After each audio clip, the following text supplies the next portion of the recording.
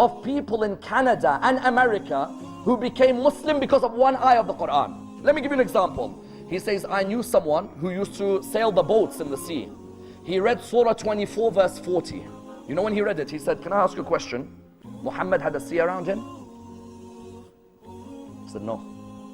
He said, there's no way anyone can talk about waves in the sea when he hasn't been to the sea like that. Especially 1,400 years ago. Because Surah 24 verse 40 talks about the waves, how they hit each other.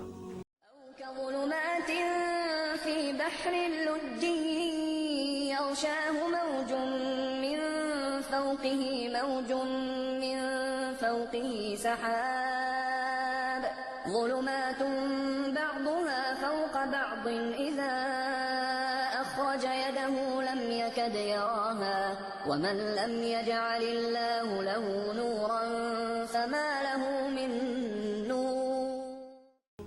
He looked at him. Dr. Gary Miller said, he looked at me and he said, are you sure Muhammad had not been to the seas?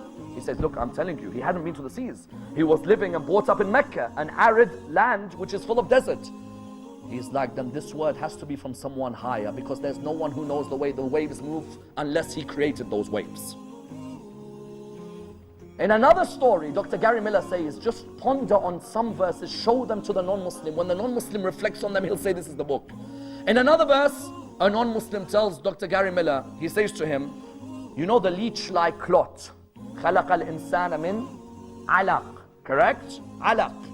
He said, I spoke to a non-Muslim professor who discussed with me embryology. He's like, there's no way Muhammad could have known about a leech-like clot when he hasn't been to a medical university. He said, how does he know then about the leech-like clot in the process of embryology?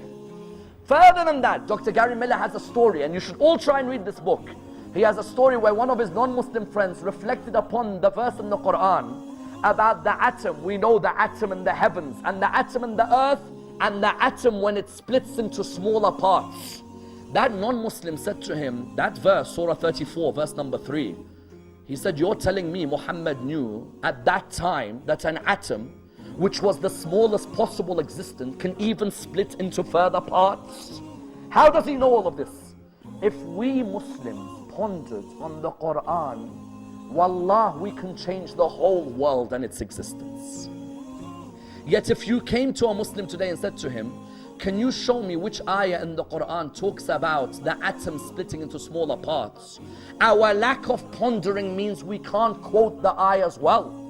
Our lack of memorization means we can't even speak them. And then Rasulullah is right when he says they abandoned the Quran.